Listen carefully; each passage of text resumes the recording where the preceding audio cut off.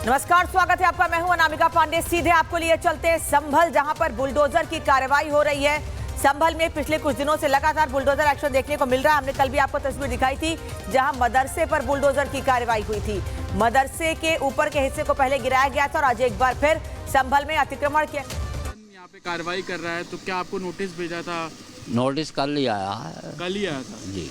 तो आपका क्या पूरा परिवार यहाँ रहता है? तीनों बेटे यहाँ रहते हैं?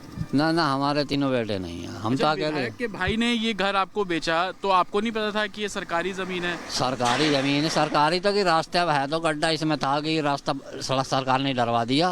और कहाँ था गाड़ी, यहाँ कहाँ सरकारी जमीन? तो क्या बोलकर बेचा उन्होंने कि वो उनकी खुद की जमीन है, ऐसा बोल? उनका बाग खड़ा था। अच्छा, उनका बाग खड़ा था।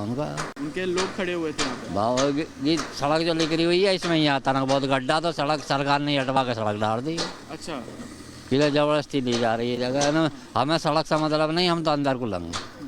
देखिए जो विधायक है उन्होंने भाई से ये ज़मीन खरीदी, इस तरीके के जो बात है वो अब यहाँ पर परिवार के द्वारा बोला जा रहा है। एक तरफ आप देखेंगे कि बुलडोज़र एक्शन लगातार यहाँ पर जारी है, कार्रवाई यहाँ पर बुलडोज़र के जरिए की जा रही है। लेकिन ये अपने आप में बहुत चौंकाने वाली बात इसलिए क्योंकि मौजूदा विधायक के भाई से ज़मीन खरीदने का दावा जो है वो परिवार कर रहा है और उनका कहना है कि वो खुद यहाँ पर मौजूद थे जिस समय ये ज़मीन विधायक के भाई से खरीदी। और अब सवाल खड़ा होता है कि अगर डॉक्यूमेंटेशन था तो सरकारी जमीन के कागज विधायक के भाई ने किस तरीके से बना लिए? इस तरीके के एलिगेशन लगाए जा रहे हैं। दूसरी तरफ अगर विकास थोड़ा कैमरा ऊपर करेंगे तो आपको तस्वीरें देख पाएंगे कि छतों के ऊपर भी जो पुलिसकर्मी है वो यहाँ पर तैनात है। आप ऊपर से दिखाइए कि छतों के ऊपर जो पुलिसकर्मी है वो भी यहाँ पर तैनात किए गए हैं। तो कहीं ना कहीं कैसे सिचुएशन पर नजर रखी जा रही है वो भी बहुत महत्वपूर्ण है, क्योंकि इसी जगह पर रविवार को मस्जिद से अतिक्रमण हटाया गया और उसके बाद अब जो घर है जिन लोगों ने ये मस्जिद बनाई थी उनके परिवार के लोगों पर जो कार्रवाई है वो की जा रही है। और ऊपर से अगर मैं आपको तस्वीर दिखाऊं तो आप देखेंगे कि बुलडोजर एक्शन लगातार यहाँ पर जारी है। अतिक्रमण को लेकर जो कार्रवाई है वो प्रशासन यहाँ पर कर रहा है। 880 वर्ग मीटर ये जमीन, लेकिन जो खुलासा परिवार विक्टिम परिवार बोल रहा है उस खुलासे में बेहद महत्वपूर्ण ये बात कि विधायक के भाई से ये जमीन खरीदी, बाकायदा डॉक्यूमेंटेशन हुआ। हालांकि अभी ये जांच का विषय है, हम इस फैक्ट को वेरीफाई करेंगे क्योंकि एलिगेशन है, आरोप है जो रिपब्लिक से बात करते हुए परिवार के लोग बता रहे हैं। कितनी सच्चाई उन बातों में है, उन डॉक्यूमेंट्स को लगातार वेरीफाई किया जाएगा। लेकिन दो बुलडोजर के जरिए एक्शन जारी है। एक बुलडोजर आप देख रहे हैं कि आगे से कार्रवाई कर रहा है, दूसरा आप देखेंगे पीछे से जो अतिक्रमण हटाने का काम है प्रशासन का दूसरा बुलडोजर भी अब मौके पर पहुंचा है। तो कार्रवाई दोनों तरफ से की जा रही है। सरकार का साफ तौर पर कहना है कि ग्राम पंचायत की यह जमीन और ग्राम पंचायत की जमीन पर अतिक्रमण हटाने का काम प्रशासन के द्वारा किया जा रहा है और यही कारण है कि फ्रंट और बैक दोनों तरफ से प्रशासन जो है वो यहाँ पर आपको कार्रवाई और बुलडोजर एक्शन करता हुआ साफ तौर पर नजर आ रहा है। लेकिन बेहद महत्वपूर्ण बात इस लिहाज से कि अगर सरकारी जमीन के कागज बनवा कर उसको बेचा गया, ये अपने आप में वेरीफाई करने वाली बात है और प्रशासन इसको वेरीफाई करेगा जो बातें बोली जा रही हैं। लेकिन तहसीलदार का बहुत क्लियर कहना है कि 3 परिवार यहाँ पर रहते थे, यानी कि एक ही परिवार जिनके 3 बच्चे थे उन लोगों ने यहाँ पर घर बनाए और ये वो लोग थे जिन्होंने मस्जिद का निर्माण भी किया था तालाब की जमीन पर, जिसको रविवार को एक तरीके से अतिक्रमण मुक्त कराया गया था और आज उनके घरों पर जो कार्रवाई है वो की जा रही है। और आप देखेंगे 2 बुलडोजर अब यहाँ पर पहुंच चुके हैं और यहाँ पर 880 वर्ग मीटर में जो भी निर्माण किया गया, घर जितने भी कमरे बनाए गए उन सभी को अतिक्रमण मुक्त कराया जा रहा है। और यही कारण है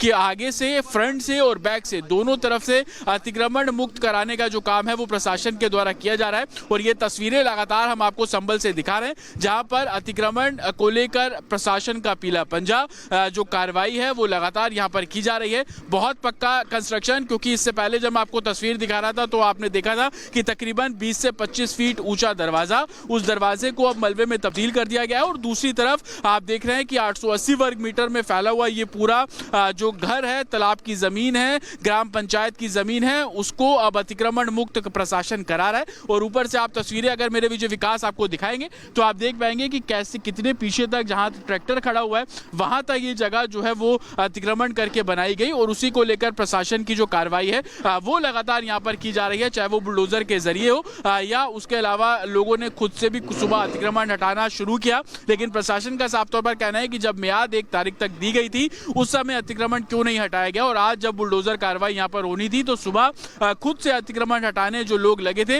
हालांकि उसके बिल्कुल विपरीत प्रशासन का जो बुलडोजर है 11 बजे जब यहाँ पर पहुंचा उसके बाद अतिक्रमण जो है वो बुलडोजर के जरिए हटाया जा रहा है।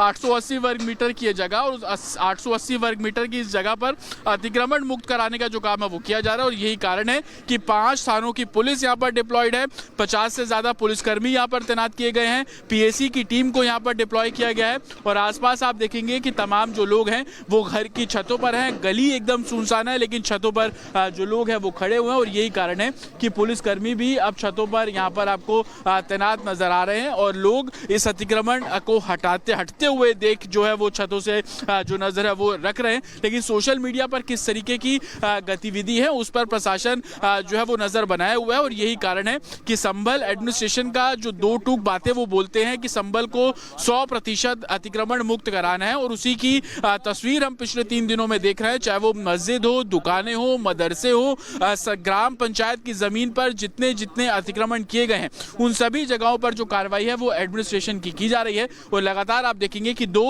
जो बुलडोजर हैं उनके जरिए कार्रवाई यहां पर होती हुई नजर आ रही है। लेकिन सबसे महत्वपूर्ण, जिनका घर, उनका ये दावा कि विधायक के भाई से ये जमीन खरीदी, उस समय कागजात बनाए गए, तो सवाल ये खड़ा होता है कि अगर इन बातों में सच्चाई है तो ये कागज सरकारी जमीन के किसने बनाए, कैसे बने। हालांकि प्रशासन का बहुत साफ कहना है कि उनके रिकॉर्ड में जो कार्रवाई है वो कहीं ना कहीं एक तरीके से डॉक्यूमेंटेशन के बेसिस पर ये कोई डॉक्यूमेंट प्रूव नहीं कर पाए, और यही कारण है कि बुलडोजर एक्शन जो है वो अब यहाँ पर किया जा रहा है। आपको बता दें कि इस मामले को कोर्ट तक ले जाया गया था, कोर्ट्स में भी जब ये कोई कागजात पूरे तरीके से नहीं दिखा पाए उसके बाद ये कार्रवाई जो है वो यहाँ पर की जा रही है। और कार्रवाई ऐसी कि आप देख रहे हैं कि लगातार बुलडोजर के जरिए जो एक्शन है इस पूरे अतिक्रमण को हटाने को लेकर वो यहाँ पर साफ तौर पर आपको होता हुआ नजर आ रहा है, और यही कारण है कि जहां जहां अतिक्रमण वहां प्रशासन का जो बुलडोजर एक्शन है वो आप लगातार यहाँ पर देख रहे हैं। सोमवार को आपने देखा कि बिजली ड्राइव चलाई गई, लेकिन प्रशासन हर तरीके से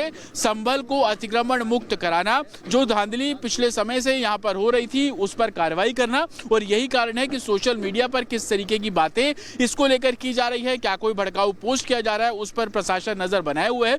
और यही कारण है कि अतिक्रमण को लेकर एडमिनिस्ट्रेशन का बुलडोजर कार्रवाई पीला पंजाब लगातार यहाँ पर देख रहे हैं। 880 वर्ग मीटर की ये पूरी जगह, और उस जगह जो कि ग्राम पंचायत की जमीन है वहां पर अतिक्रमण को हटाने का काम किया जा रहा है, और लगातार एक नहीं बल्कि 2 बुलडोजर अब यहाँ पर पहुंचे हैं, और उसके जरिए जो कार्रवाई है वो यहाँ पर होती हुई नजर आ रही है। एक बारी विकास अगर दिखाएंगे इस पूरे जगह को, क्योंकि 880 वर्ग मीटर की ये पूरी जगह 3 भाई यहाँ पर रहते हैं, एक परिवार का कब्जा होने की जो बात है वो प्रशासन के द्वारा की जा रही है, और उसी कड़ी में इस जगह पर अब बुलडोजर एक्शन होना, बुलडोजर एक्शन जो यहाँ पर किया जा रहा है। बहुत धन्यवाद आपका तस्वीरें हम तक पहुंचाने के लिए। बुलडोजर की कार्रवाई हो रही है, ये तस्वीरें आगे आप तक पहुंचाते रहेंगे, लेकिन अब बिग एक्सक्लूसिव में बात करते हैं उस खबर की जो आपकी सुरक्षा से जुड़ी हुई है। अगर आप भी कुछ पैसों का पेट्रोल बचाने के लिए रॉन्ग साइड चलते हैं तो सावधान हो जाइए, क्योंकि दिल्ली में आपको भारी जुर्माना देना पड़ सकता है। अगर आप दिल्ली में रहते हैं, दिल्ली किसी काम से आ रहे हैं या दिल्ली घूमने आ रहे हैं तो ध्यान से सुनिए, क्योंकि अगर आपने राजधानी में अपनी गाड़ी को गलत दिशा में मोड़ा, गलत दिशा में घुमाया तो आपकी खैर नहीं है। जुर्माने से लेकर जेल तक का रास्ता तय करना पड़ेगा, और क्या एक्शन हो सकता है ये बिग एक्सक्लूसिव में आपको बताएंगे। साथ ही बात करेंगे आज 12 बजे दिल्ली के टुकड़े टुकड़े गैंग की, उस टुकड़े टुकड़े गैंग की जो जेएनयू में पल रहा है, क्योंकि एक बार फिर जेएनयू से देश विरोधी नारे लगाए गए हैं। इतना ही नहीं, जेएनयू के देशद्रोही उन दंगाइयों का भी साथ दे रहे हैं जिन पर सुप्रीम कोर्ट ने कल तक तल्ख टिप्पणी की है और साफ कहा है कि ऐसे लोग जो दिल्ली को जलाने की कोशिश करते हैं, दिल्ली का माहौल खराब करने की कोशिश करते हैं, उन्हें खुला नहीं छोड़ा जा सकता है। बिग एक्सक्लूसिव में आज बात उन्नाव की करेंगे, उन्नाव के उस यूट्यूबर की बात करेंगे जिसने देश ही नहीं बल्कि देश के बाहर भी सट्टे की कमाई से करोड़ों का साम्राज्य खड़ा कर लिया है। लेकिन अब ईडी ने इसके एक एक करके हर काले चिट्ठे का पर्दाफाश करना शुरू कर दिया है। कौन है ये सोशल मीडिया का ठग, बात इसकी भी विस्तार से करेंगे। लेकिन सबसे पहले बात दिल्ली में रॉन्ग साइड मतलब जेल। दिल्ली में रॉन्ग साइड गाड़ी अगर आप चलाते हैं तो आपको परेशानी का सामना करना पड़ सकता है।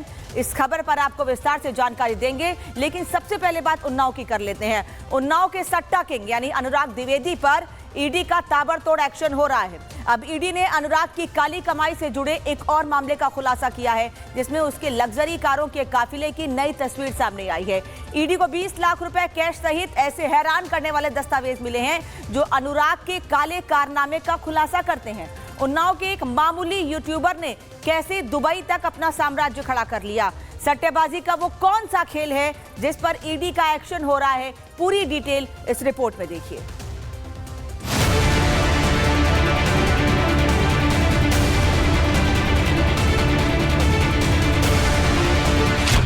ये सफेद कलर की लैंड रोवर डिफेंडर है जिसकी कीमत करीब 1.5 करोड़ रुपए।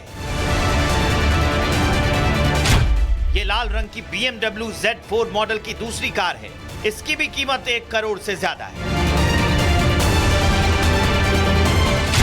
अब इन कारों के काफिले को देखिए। Lamborghini, Mercedes, Ford Endeavour, Thar, हर वो लग्जरी कार मौजूद है जिसे अफोर्ड कर पाना किसी आम इंसान के बस की बात नहीं।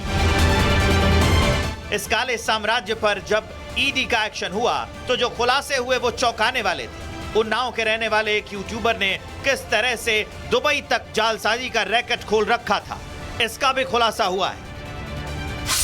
अब तक ईडी अनुराग द्विवेदी के कुल 19 ठिकानों पर रेड कर चुकी है। 31 दिसंबर और 1 जनवरी को ईडी ने दिल्ली, मुंबई, सूरत, लखनऊ और वाराणसी सहित कुल 9 जगहों पर छापेमारी की। वहीं 17 दिसंबर को भी लखनऊ, उन्नाव और दिल्ली में अनुराग से जुड़े 10 ठिकानों पर ईडी का एक्शन हुआ।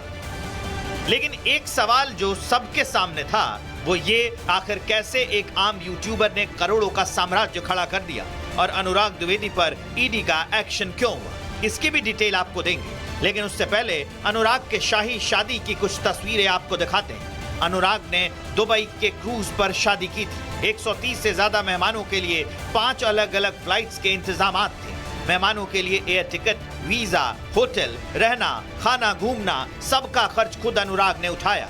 जिनके पास पासपोर्ट नहीं थे उनके पासपोर्ट बनवाए। Actress Jacqueline Fernandez, singer Kumar Sanu ने शादी में परफॉर्मेंस दी।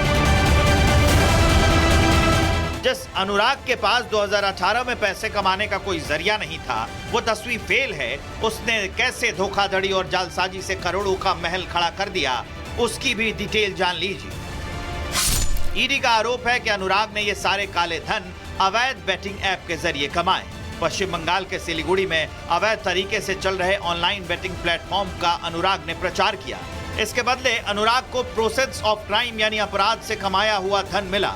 ये पैसा हवाला के जरिए ट्रांसफर किए गए और इसी काली कमाई से अनुराग ने दुबई में संपत्ति खरीदी, लग्जरी गाड़ियों का काफिला खड़ा कर दिया। शुरुआत में अनुराग ने YouTube पर फैंटेसी टीम का प्रोडक्शन वीडियो बनाया। इसके बाद धीरे धीरे सट्टा बाजार और बैटिंग ऐप के जरिए काली कमाई की अकूत संपत्ति बना ली। अनुराग के पास अभी 210 करोड़ रुपए से भी ज्यादा की संपत्ति मिली है। उन्नाव, लखनऊ, दिल्ली और दुबई में महंगी संपत्तियां हैं। लग्जरी कारों के काफिले का भी पता चला है।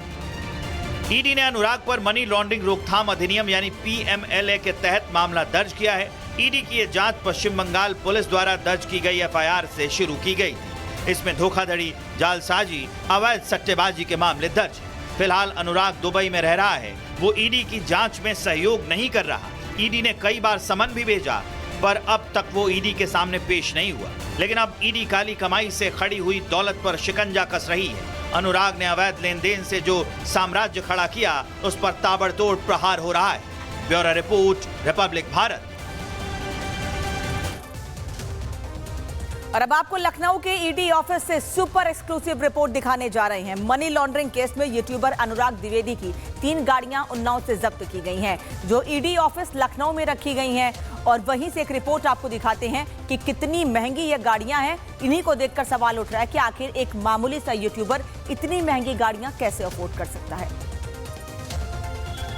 ईडी ने यूट्यूबर अनुराग की कई सारी गाड़ियां जब्त की हैं और उसी में से एक लग्जरी गाड़ी ये है जो ईडी के लखनऊ ऑफिस में खड़ी हुई है। मनी लॉन्ड्रिंग और तमाम आरोपों के बीच में ये गाड़ियां जब्त की गई हैं और इसके साथ साथ कई खाते भी फ्रीज किए गए। अगर आप देखें तो ये देख सकते हैं कि लैंड रोवर की डिफेंडर गाड़ी है और इसका नंबर अगर आप देखें तो देख सकते हैं कि UP 35BN 2020 ये नंबर है। ये उन्नाव के रहने वाले यूट्यूबर अनुराग से गाड़ियाँ जब्त की गई। तस्वीरों में अगर आप देखें तो देख सकते हैं कि ये वो डिफेंडर गाड़ी है। इसके साथ साथ एक और लग्जरी गाड़ी हाई एंड पॉश लग्जरी गाड़ी जो है उसको भी जब्त किया गया है। हालांकि ये गाड़ी जो है वो ईडी के ऑफिस में खड़ी हुई है। माना जा रहा है कि कल इसकी जब्ती हुई है। जब्ती के बाद ऐसे अलग अलग जगहों पर इसकी जांच की जाएगी। इसके पीछे खरीदने के पीछे पैसे कहां से आए थे, कैसे किन किन चीज़ों में इस्तेमाल हुए थे, साथ ही साथ मनी लॉन्ड्रिंग के जो आरोप लग रहे हैं, संपत्तियों को लेकर जो मनी ट्रेल खंगाले जा रहे हैं, उसी की गाड़ी में ये गाड़ियाँ जब्त की गई हैं। अगर आप देखें तो ये बाकायदा लैंड रोवर की 1110 यानी सबसे हाई एंड गाड़ी डिफेंडर के मॉडल की है। और अगर आप देखें तस्वीरों में तो देख सकते हैं कि बाकायदा ब्रांड न्यू गाड़ी है।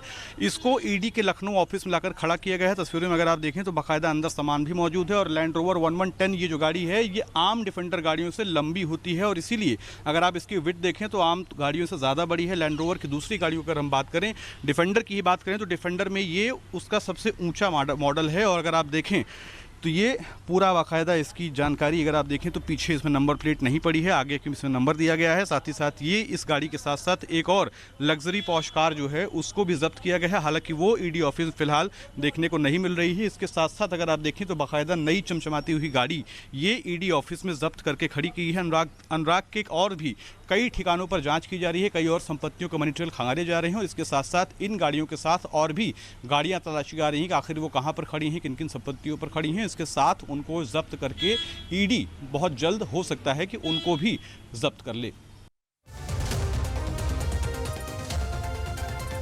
आपकी रिपोर्ट अभी हम देख रहे थे कि ईडी ऑफिस में भी 2 से 3 गाड़ियां हैं अनुराग की, लेकिन ऐसी कई गाड़ियां उसके पास हैं जिनकी जांच ईडी कर रही है। क्या क्या पता चल पाया है इसके बारे में और अनुराग कहां है, इसको लेकर कोई सबूत, कोई सुराग? देखिए बिल्कुल अभी तक की जानकारी में अनुराग के बारे में ना तो ईडी को ना तो पुलिस को कोई जानकारी है कि वो आखिर कब तक उसे लेकर आया जा सकता है, कहां पर है, उसके क्या लिंक्स निकल कर आ रहे हैं। इसके साथ साथ अगर हम गाड़ियों की बात करें तो ये जो हमने गाड़ी दिखाई है ये लैंड रोवर के डिफेंडर 1110 1130 मॉडल है। इसके साथ साथ इसी ईडी ऑफिस में लैम्बोर्गिनी की उरुस और महिंद्रा की थार, ये 2 और गाड़ियाँ भी ईडी ने जब्त की हैं जो इसी ईडी ऑफिस में मौजूद हैं। उनकी तस्वीरें भी आपसे थोड़ी देर में हम दर्शकों को दिखाएंगे। लेकिन निश्चित तौर पर ऐसी और भी बहुत सारी हाई एंड लग्जरी गाड़ियाँ हैं जो अनुराग द्विवेदी के पास मौजूद थी और उसको भी ईडी ढूंढ रही है, खंगाल रही है। फिलहाल उन्नाव के घर पर ये तीनों गाड़ियां मौजूद थी, लैंड रोवर डिफेंडर, इसके साथ साथ लैम्बोर्गिनी उरुस और महिंद्रा थार। इन गाड़ियों को ईडी अपने कब्जे में लेकर जब्त करके ईडी ऑफिस लेकर आया है। और भी गाड़ियां कहां पर हैं, किन किन ठिकानों पर हैं, कौन कौन से लोग शामिल हैं, क्या ये सभी गाड़ियां इसके नाम पर हैं, इसके खरीदे कैसे गए थे, इन तमाम पहलुओं पर लगातार ईडी जांच कर रही है। और साथ ही साथ मनी ट्रेल भी खंगाल रही है कि आखिर इससे खरीदा कैसे गया, कौन कौन लोग शामिल है और ऐसी कौन सी और गाड़ियां हैं जो यहाँ पर हैं। धन्यवाद आपका इस जानकारी के लिए। हर एंगल से पूरे मामले की जांच की जा रही है और जल्द से जल्द कोशिश की जा रही है कि अनुराग को वापस लाया जाए और उससे आगे की पूछताछ की जाए। बढ़ते आगे बात दिल्ली की कर लेते हैं, क्योंकि दिल्ली का टुकड़े टुकड़े गैंग उन लोगों का साथ दे रहा है जिन्होंने साल 2020 में दिल्ली को जलाया था। देश विरोधी जमात का अड्डा जेएनयू बनता जा रहा है। जेएनयू में टुकड़े टुकड़े वाली सोच लगातार फन निकाल रही है। जेएनयू में एक बार फिर वही भद्दे नारे गूंजे हैं, वही नफरत की आग भड़काई गई है और इस बार एजेंडा है उमर खालिद और शर्जिल इमाम जैसे देश विरोधी लोगों की रिहाई के लिए प्रदर्शन करना, जिन पर दिल्ली को दंगों की आग में झोंकने के संगीन आरोप है। गृह मंत्री के खिलाफ शर्मनाक नारे लगाए गए। सवाल यह है कि आखिर कब तक शिक्षा के नाम पर यह नक्सली सोच देश की जड़ों को खोखला करती रहेगी? आखिर जेएनयू में बार बार ये टुकड़े टुकड़े गैंग कैसे जिंदा हो जाता है? आखिर कब रुकेगी जेएनयू में ये देश विरोधी नारेबाजी? एक रिपोर्ट आपको दिखाते हैं।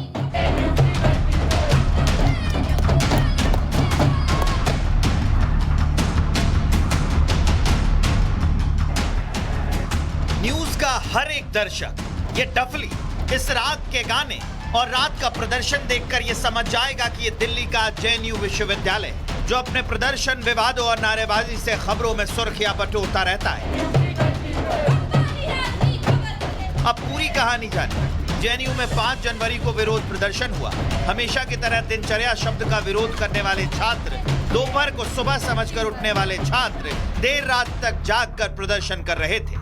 ये प्रदर्शन था 2020 हमले की 6वीं बरसी पर। 5 जनवरी 2020 को जेएनयू कैंपस में नकाबपोश हमलावरों द्वारा छात्रों और शिक्षकों पर हमला किया गया था, लेकिन वो हमलावर आज तक पकड़े नहीं गए। इसी पर JNUTA यानी Jawaharlal Nehru university teacher association ने इस दिन को क्रूर हमले के रूप में याद किया, लेकिन साथ ही JNUSU यानी जवाहरलाल नेहरू विश्वविद्यालय छात्र संघ ने रात कैंपस में एक गुरिल्ला ढाबा पर कार्यक्रम का आयोजन किया। लेकिन छात्रों के उस प्रदर्शन में कुछ ऐसा हुआ जिस पर अब सवालिया निशान खड़े हो रहे हैं।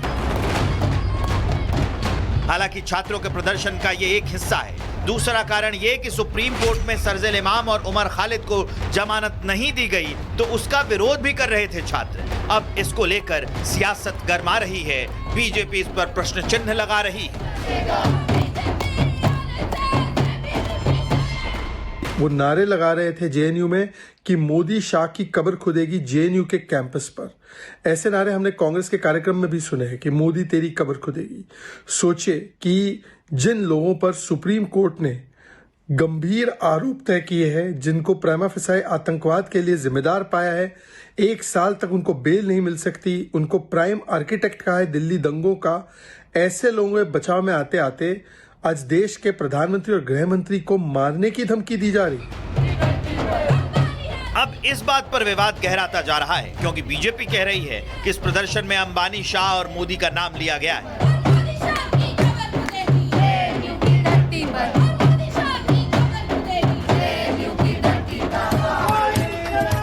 ये जेएनयू है, यहाँ के छात्रों और विवादों का चोली दामन का साथ है। इससे कुछ दिन पहले ही हालिया लाइब्रेरी सर्विलांस के लिए फेशियल रिकॉग्नाइजेशन मशीन लगाने को लेकर बवाल हुआ था।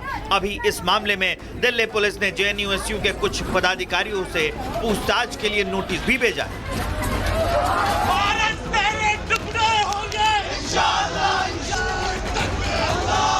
इससे पहले आपको 2016 का विवाद याद होगा।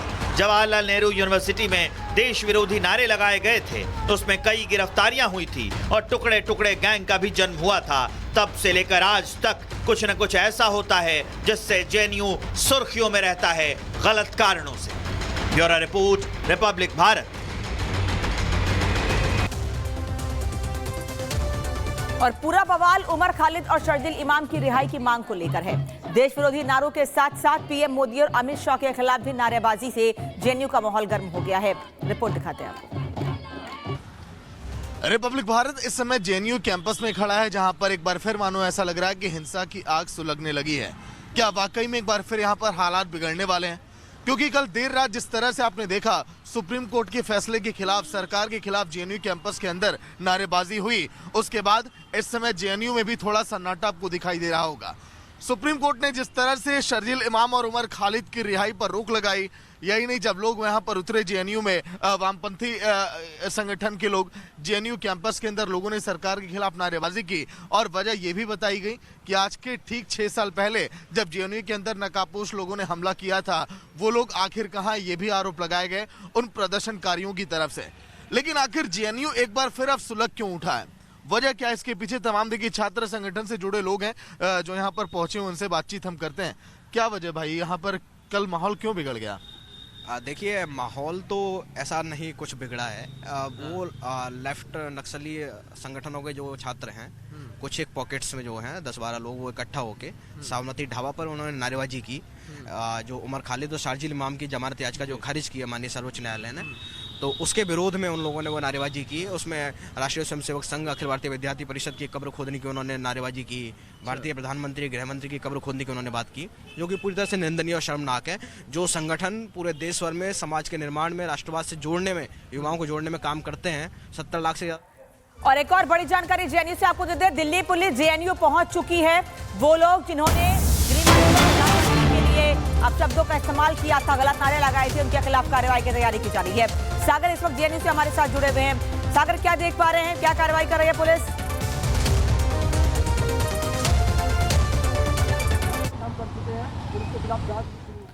तो सागर से वापस हम बात करेंगे, लेकिन जेएनयू पहुंची है दिल्ली पुलिस।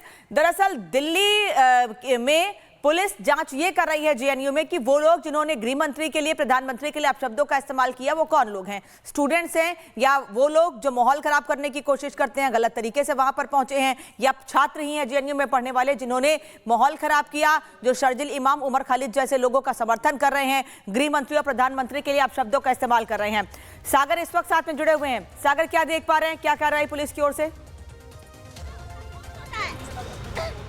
देखिए बिल्कुल अनामिका, अगर हम बात करें तो सुबह से लगातार इस समय जेएनयू परिसर के अंदर भी और बाहर भी हलचल जोरों पर है। दिल्ली पुलिस की तमाम गाड़ियां इस समय पहुंच रही हैं और जो वीडियोस देखिए जो कल देर रात सामने आए 2 से 3 4 जो लगातार सर्कुलेट हो रहे हैं, उन वीडियो के आधार पर हर एक उन छात्रों की पहचान की जा रही है जिन्होंने देश विरोधी नारे लगाए थे कैंपस के अंदर देश के गृहमंत्री अमित शाह को लेकर, पीएम नरेंद्र मोदी को लेकर कि मोदी शाह तेरी कब्र खुदेगी जेएनयू की धरती पर। इस तरह के देखिए विवादित नारे यहाँ पर लगाए गए और यही नहीं, ढोल की थाप पर वहां पर तमाम छात्र एकत्रित होते हैं देर रात जेएनयू कैंपस में। फिर उसके बाद शर्जील इमाम की रिहाई को लेकर, न्याय को लेकर इस तरह की देखिए नारे यहां पर लगाए गए और सुप्रीम कोर्ट के फैसले के खिलाफ इस समय हल्ला बोल किया जेएनयू के तमाम देखिए वामपंथी जो यहां पर छात्र हैं अंदर कैंपस के। अब देखिए अगर हम बात करें तो अभी भी जो है जो यहां पर गतिविधियां सामान्य नहीं है। जो भी लोग यहां पर जा रहे हैं उन्हें यहां पर चेक किया जा रहा है, कहीं ऐसा तो नहीं कि आंदोलन जो कल देर रात हुआ यहां पर एक बार फिर जो है उग्र हो, उसको लेकर भी देखिए यहां पर निगरानी पूरी तरह से रखी जा रही है। अगर हम सुबह से बात करें तो देखिए पुलिस की टीमें जेएनयू के जो गेट के दोनों छोर की तरफ तैनात रही। अभी भी जो है दिल्ली पुलिस की गाड़ियां लगातार यहां पर मूवमेंट उनका जारी है। अब देखना होगा कि आगे क्या हलचल अब होती है, कैसे उन एक छात्रों की पहचान की जा रही है ताकि जो है माहौल यहां पर ना बिगड़े। लेकिन अभी फिलहाल कैसा देखिए अंदर माहौल है, अब क्या दिल्ली पुलिस की टीमें देख रही हैं वीडियोस के आधार पर कौन से लोग थे जो कल आंदोलन किए हैं, जो लोग प्रदर्शन जी उसकी देखो दिल्ली पुलिस के का सर्कुलर आ चुका है और उस पे उन्होंने जांच शुरू कर दी है जिन लोगों ने इस तरीके के कृत्य यहाँ जेएनयू के अंदर करने का काम किया। वैसे तो इनका पुराना इतिहास रहा है कि हर देश में कोई भी गतिविधि होती है एंटी नेशनल एलिमेंट देश के आतंकी संगठनों, नक्सलवादी संगठनों को सपोर्ट करने की बात करते हैं। अब उसके खिलाफ जांच शुरू हो गई है और जैसे ही पुलिस अपनी कार्रवाई करेगी उसमें जो लोग मिलेंगे कड़ी से कड़ी कार्रवाई करने की बात अखिल भारतीय विद्यार्थी परिषद ने की है। इन लोगों की मेन मंशा क्या है? आपने कहा नक्सलवाद को सपोर्ट कर रहे हैं, कुछ लोग कह रहे हैं कि शर्जील इमाम और उनकी रिहाई के लिए नारे लगा रहे हैं कि सुप्रीम कोर्ट के फैसले के खिलाफ भी हैं। पीएम मोदी अमित शाह को लेकर भी नारेबाजी की गई। ये सब कुछ एक ही संगठन के लोग कर रहे हैं। देखिए